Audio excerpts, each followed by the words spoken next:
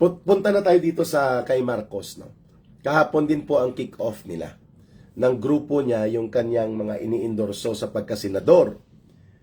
At sa pagpapakita ng kanyang suporta, hindi niya naiwasan na pangunahan ng kampanya. Wala namang problema po, hindi pinagbabawal yon. Ang problema yung kanyang speech, no?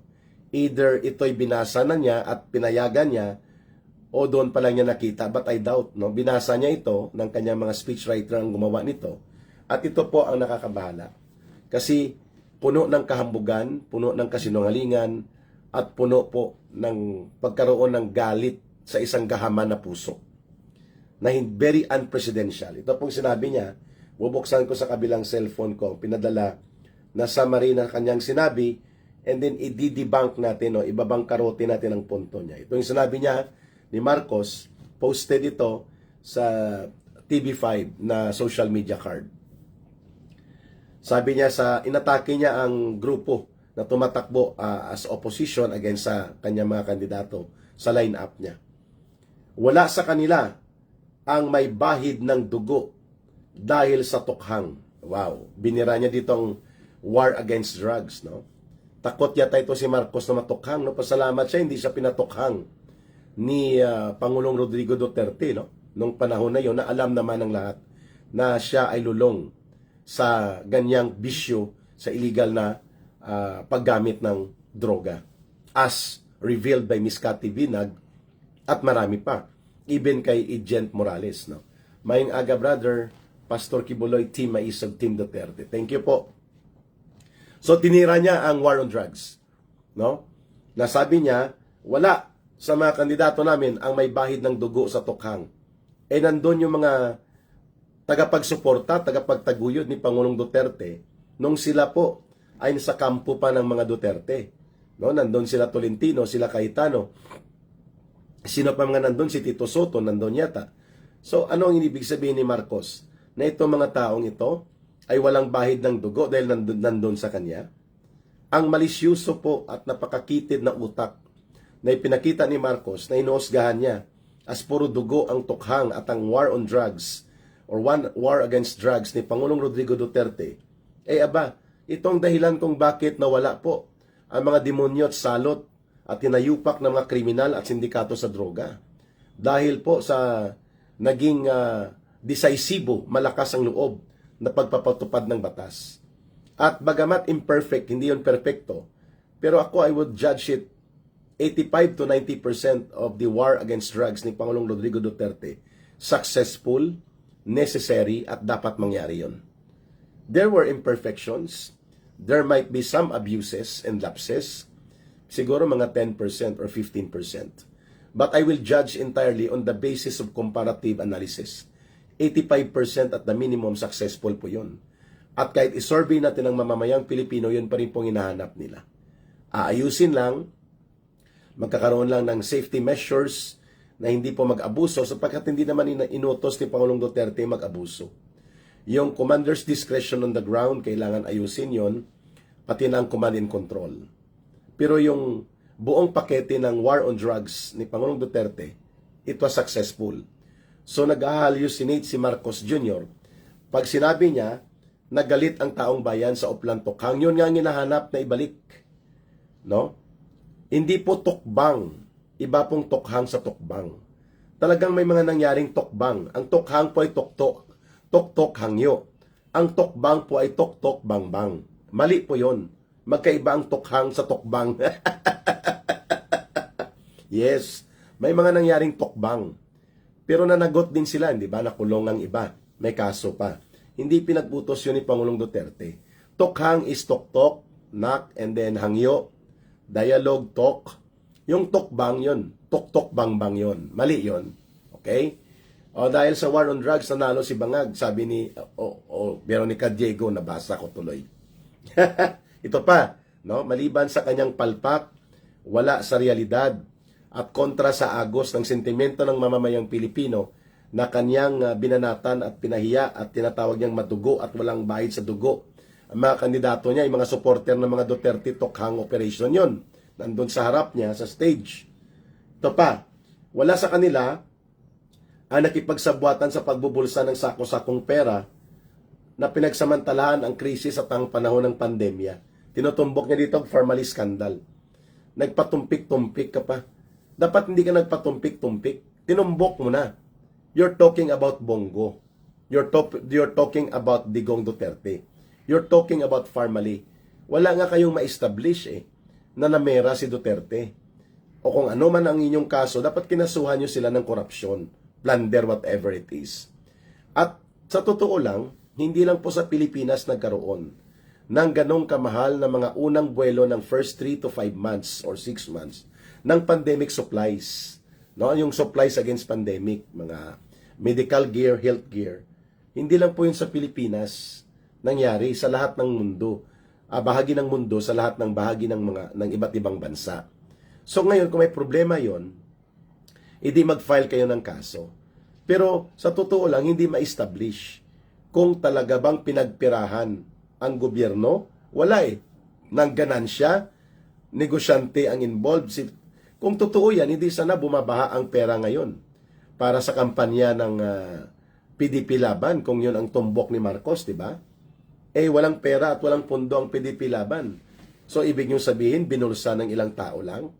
And hindi po siya tumutugma doon sa realidad. Kung ang nangbubulsa ng sako-sakong pera ay sila Digong Duterte, bakit na doon pa rin siya nakatira? Doon sa sarili niyang bahay, 30 years ago, yun pa rin ang bahay niya. No? At pangalawa, halos nga pag mamamasahe siya sa eroplano, personal pa niyang hinihingi sa kanyang pamilya dahil ang daming magsisecure sa kanya, kailangan niyang dagdagan ng security ang paglakad niya rin dito pagpunta sa mga kanyang mga business meetings o kaya mga activities sa Metro Manila. Wala ngang pondo personal. So saan ang sako-sakong pera? Hindi ba kayo? Hindi ba ikaw, Mr. Marcos, ang dapat salarin dito sa sako-sakong pera na pinapera? Di ba? Sino ba ang may ill-gotten wealth? Sino ba ang na-prove na nagnakaw ng kabanang bayan? Di ba pamilya mo? Hindi ba kayo? At sino bang nagnanakaw ng kabanang bayan ngayon? Hindi ba kayo? Hindi ba kayo ang nagpapalusot ng budget na hokus-pokus? Ayuda here, ayuda there? At iba't ibang mga pamamaraan na umabot sa mga bilyon-bilyon na pondo ang inyong nawawaldas dahil sa korupsyon, kagaya ng problema sa flood control project, di ba ikaw ang pasimuno niyan? Kayo ng pinsan mo? At marami pang katiwalian yung nawawalang mga pondo sa PhilHealth, yung Maharlika Diskarte Fund. So sinong pinag-uusapan dito? Sako-sako daw na pera na hinakot at pinagsamantalahan ng mga tao noong panahon ng pandemya. Hindi pa niya tinumbok, no? Nagpatumpik-tumpik pa siya. Oh? So klaro mga kababayan, ito po ay isang maruming laro ng pamumulitika nila Marcos. Ito pa, ng katawa-tawa, wala sa kanila, sa mga kandidato daw niya, ang mga pumalakpak sa China. Bakit? Ang asawa mo, di ba, nag-a-attend sa mga Chinese New Year gathering, no? Bago ka pumosisyon kay Joe Biden upang ibentang kaluluwa mo at itaya ang buong bansa sa sugal mo sa tapang-tapangan at digma-digmaan na patakaran mo laban sa China. Hindi ka ba kumakain ng siomai, hopya, at ng mga pagkain na gawa sa menu ng mga China, ng mga Chinese? Napaka-ipokrito nito Ituro mo nga, Mr. Marcos, saan ang mga isla na ibinenta ni Duterte? Di ba kaalyado mo yung dahilan kung bakit nawala ang ilang isla sa atin na itinumbok mismo ni Senate President and now Chief Presidential Legal Officer mo na si counsel mo na si Johnny Enrile? Di ba tinuturo niya kung sino ito? Mga kaalyado mo. At kailan naging mali ang pakikipagkaibigan sa China dahil bansang karatig bayan natin ito. At simula pa sa 13th or 12th century ay nakikipag-ugnayan tayo sa bansang ito. Kailan naging mali ang pakikipagkaibigan kaysa makipagdigma sa China? Mr. President?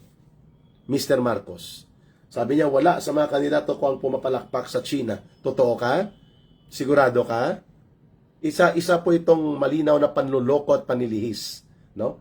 Si Donald Trump kung ganun ay kontra din po sa sinasabi mong ang unang tinawagan niya ni US President Donald Trump nang ma-elect po siya, si President Xi Jinping At tuwang-tuwa si Donald Trump na ibinalita niya sa kanyang personal official Facebook account. Sabi niya, I just talked to President Xi Jinping of China.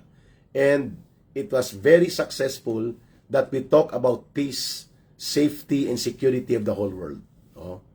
So si Trump na kumakausap at hindi ka nga pinapansin at nakikipag-usap sa presidente ng China ay tarantadong presidente kung ikukumpara sa'yo dahil siya ay nakikipagkaibigan sa China.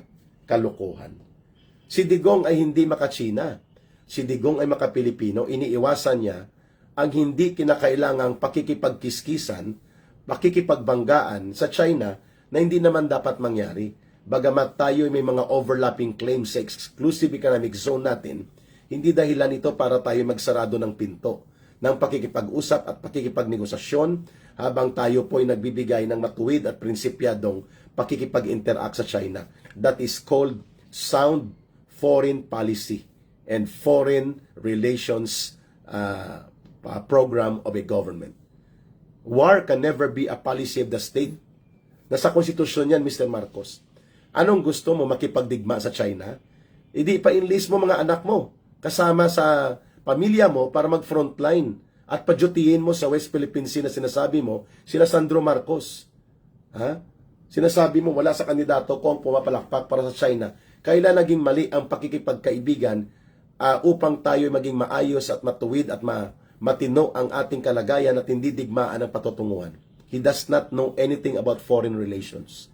He does not know about anything about foreign policy direction, diplomacy, and goodwill of mutual advantage through negotiation and principled interaction, not war direction, ang tamang patakaran sa pakikipag-ugnayan sa mga neighbors natin. Yan ang ginagawa ng mga bansang mayroon ding overlapping claim sa China, pero sila po ay hindi napipigilan ng ganong mga taktikal na kalagayan. Nakikipag-usap ang Malaysia, Indonesia, Thailand, Vietnam, Brunei, at dahilan na sa loob ng 2 taon, ang more than 37% ng mga foreign direct investments and foreign projects ng China halos napunta sa kanila at tayo po'y naputulan dahil sa katarantaduhan at baluktot at walang direksyon na foreign policy programs ni Marcos. Walang alam sa foreign policy. Si Trump nga, presidente ng Amerika, nakikipag-usap sa China. So ano si Trump? Tarantado? At ikaw ang magaling? Bupuls. No? Hindi nagre-research. No? Bakit nakikipag-usap ang Vietnam? May overlapping claims sila. At bakit hindi mo sinisitang Vietnam na more than 20 ang illegal structures na kanilang itanayo dyan sa overlapping claims natin? Bakit tahimik ka sa Vietnam? O sige nga, ang Indonesia at China nagpapalubugan ng mga barko yan. Lalo na kapag may overlapping sa mga claims nila. O bakit nakikipag-usap? And they are now having joint Coast Guard and Maritime Patrol and dialogue on how to conduct their navigation, patrol, Coast Guard, and maritime activities in the area. Ba't kaya nilang gawin yun? Tayo hindi. Dahil sa'yo, you don't understand how to make sound and appropriate foreign policy and foreign relations. Wala kang alam tungkol dito. Diplomacy and interventions through dialogue and negotiations ang dapat na tinitindigan ng ating direksyon sa pakikipag-ugnayan sa mga bansang mayroon tayong overlapping claims sa South China Sea or even sa sinatawag mong West Philippine Sea. Nabogos yan. Wala nga yan sa dokumento ng United Nations. If that is true, pilitin mong UN at pilitin mo sa United Nations na ilabi na ikilalanin ang West Philippine Sea. Sapagkat wala po sa mga mapa na yan. Hindi natin sinasabi na mali. Ang sinasabi natin, huwag mong lukuhin ang taong bayan. As if yan ay internationally recognized. No! There is no international recognition of West Philippine Sea. What the UN recognizes is South China Sea. Yan ang nasa dokumento. Kaya huwag kang mangloko.